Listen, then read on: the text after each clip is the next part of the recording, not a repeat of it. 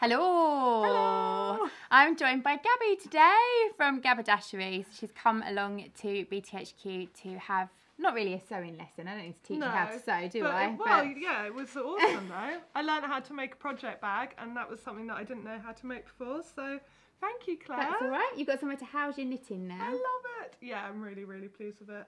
And it's got chickens on the inside, and yeah, I needed something like this because all of my knitting is in really boring little project bags, like just white. I was watching Gabby's podcast and she was talking about her knitting and she said, I've got no bags and everybody seems to have bags. And I was like, you need to come to my studio and I'll teach you to make one. Yeah, and now I've got the skills to make loads. You have. So yeah, thank you. So we were just talking about skills. So while Gabby's been here, I've had lots of students coming in and out and learning different things and having a crazy chatty morning. And I teach a theory which it's not that you don't agree with, but you see the other side of the spectrum, don't you? Yeah. So my argument is always I try to discourage people from running before they can walk. So learning the basics first, and then once they've learnt the basics, moving on through the ranks. I say you can't sit down at a piano and start playing a song straight away, but you want to play all the songs, don't you? Yeah.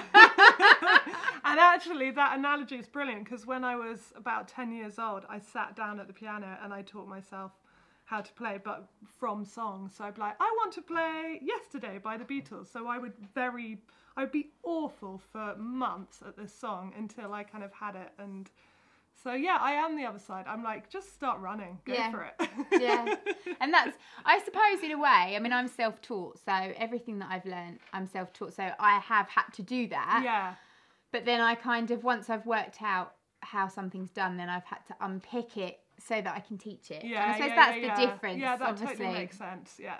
So, but I think, what does sewing give you? I mean, one of the things that lots of my pupils say, if I ask them, what has sewing given you, or what's crocheting given you, the answer that always comes back every single time is confidence. That word comes up in my general vocabulary absolutely every single day. Yeah. Would you say crafting has made you a more confident person? Yes, definitely. I mean, I'm pretty shy, to be honest, and just the fact that I go to meetups or come here today and stuff, that has boosted my confidence. So having a kind of shared skill, I think, is a huge part of that, but also just being able to say, hey, I made this, I'm wearing something that I made, or just this bag today. You feel like pride in yourself, and that always builds your confidence. I find that when I love it if I wear a dress that I've made, and I like to use really out there fabrics, because I think if I'm going to make something, I'd rather make something that I can't buy in the shops. Yeah, absolutely. So I love your stripy top, but I could buy your stripy top in the shops. Of course, yeah. Whereas if it had,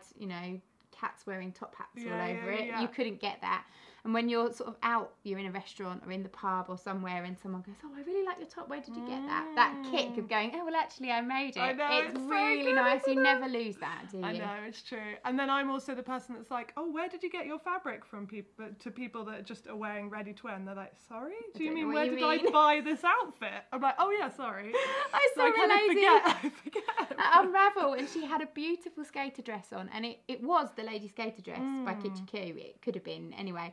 And I watched her and I followed her, kind of stalked her around the whole show, and I was like, she has to have made it, she has to have made it. This is a craft show, she has to have made it. And eventually I tapped her on the shoulder and I said to her, did you make your dress? And she was like, no, it's from Sainsbury's or wherever it was from. I was like, oh, that's a real shame. I really like the fabric. Yeah, I forget that everyone doesn't make their clothes. But you should. But do you have a rule as to what you will and won't make? So I won't make something that I could buy for less than a £5 or a £10. Right, so okay. Yeah, I can see that. I won't buy a pair of Primark leggings, for instance. Yeah. No, I to be honest, I won't make leggings either. But then again, I just probably wouldn't wear them. But I mean, someone said you can sew your own tights, and I was like, nah, I'm not going to do that. Why would you do that? I know, exactly. So there's definitely things. I have made pants before. I've tried to make a bra, and I kind of feel like, you know what, if that wasn't fun, then I'm not going to carry it. I'm not going to make it again. And I did feel a bit like that. I was like, oh, that was just a fiddly bit of something, and it wasn't fulfilling for me. Whereas making, you know, clothes and big things are very fulfilling, but small things, they aren't for me. I find them really frustrating, and I'm like, I didn't really enjoy that so much. So I've got jeans on my Make 9 this year. That's really fun. But I'm pretty sure once I've made one pair, I'll never make another pair. Yeah, fair enough. I've only made they're the sorts of things I just Marks and Spencers. They fit perfectly. Yeah. And why try and make some? I'm going to do the ginger jeans. Nice. But I've got pink denim. Oh, well, that's perfect. Yeah. What colour top stitching? I don't know. White is always good on pink. I'm thinking I might do chocolate brown because it fits in with my colour scheme. Colours, yeah, so, perfect. But That'd I don't really know. Cool. I think I want to try and find some rose gold buttons or copper. Oh, that'd be lovely. But yeah, I wouldn't normally make those because, again, that's one of those things that you can buy. But at the same point, I get a guilty conscience. And if I'm out shopping and I see a top that I really, really like, I think to myself, oh, that's lovely, I'll buy that. But then I look at it and think, oh, well, it's a simple raglan, I could make that. Absolutely. And I get the guilt. I have the guilt, the sewer's guilt. Yeah, I totally do. Oh, it's not just me. I mean, I only get my clothes from charity shops and car boot sales, and I still get the guilt. I'm like, oh, why am I buying this really simple jumper? I could make it. And but then, you know, you've just got to enjoy your wardrobe. And I'm trying to kind of transition between having I want a fully me-made wardrobe.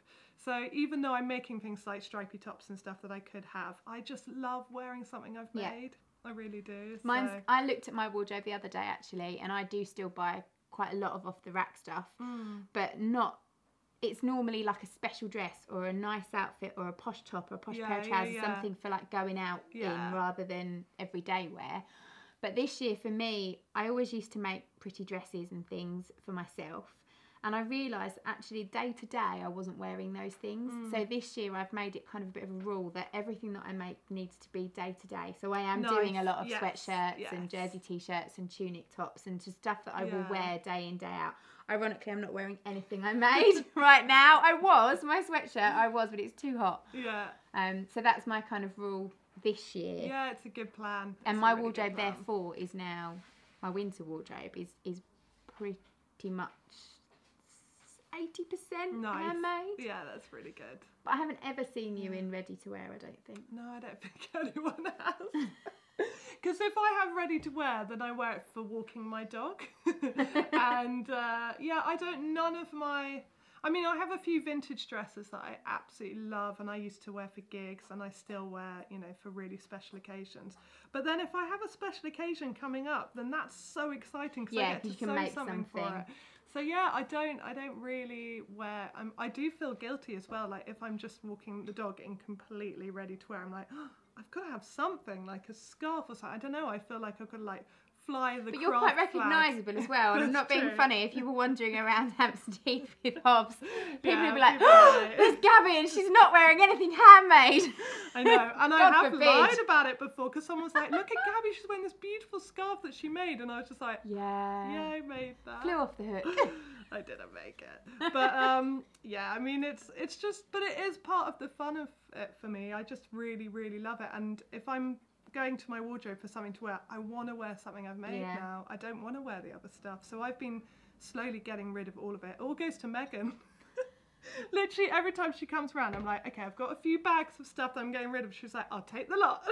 Oh, bless her. So it looks great at the moment because she's got this big, you know, baby bump because she's pregnant and she's wearing all my old clothes and it's like, it's breaking my heart a little bit. It's so adorable. That's sweet. Right, a friend of mine, she was here earlier actually, Tade. She's got a little daughter who's 4 now, and she gets all of my daughter's hand-me-downs, and so whenever I make something for Izzy and I pop it up on Facebook or somewhere like that, I always get the comments, this is really nice, and I know that what she means is, whoop whoop, 3 or 4 years time I'm going to get that. Which is excellent. I think that is so lovely though that you make your kids' clothes. That's something that I hope in years to come I will get a chance to do. I only do it because they actually appreciate it, although in fairness Tom really doesn't. He actually moaned at me a couple of years ago and said, you never make me anything, you're always making dresses for Izzy, because Izzy gets stuff out of my scraps at the end of the day. Yeah. And I said, well, what do you want me to make you? And he's like, I want a shirt. So I spent a small fortune on importing some Robert Kaufman Pokemon fabric from the States, made him a shirt, which isn't easy at all. I never want to make another shirt in my life. And he put it on and went, oh, it's a bit scratchy.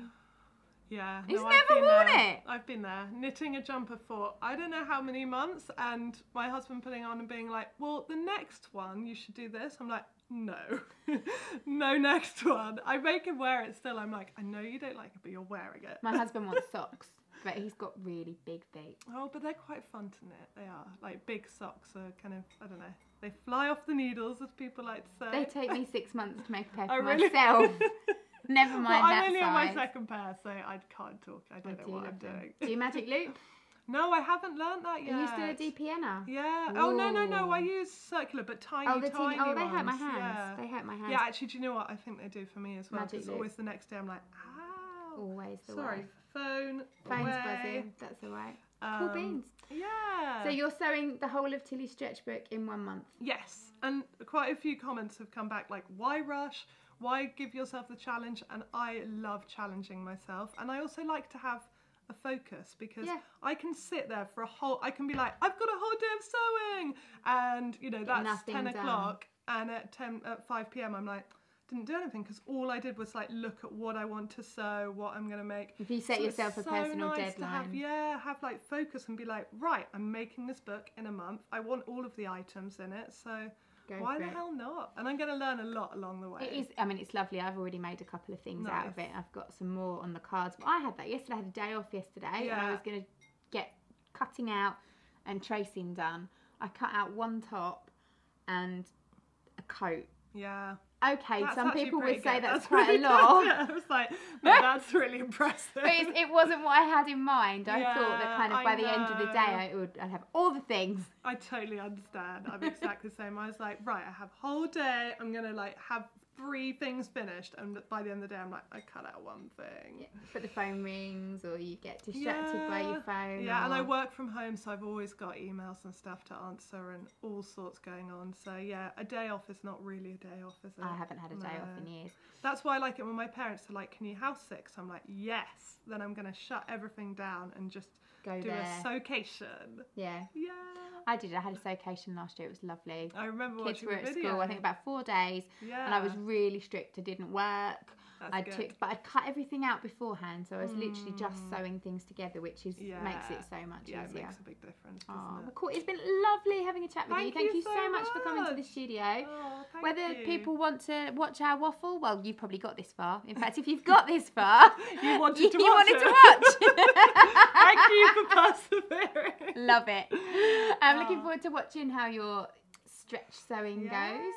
And we will no doubt catch up again soon. Wonderful. Thank Thank you for coming. You're welcome. Bye-bye. Bye, everyone.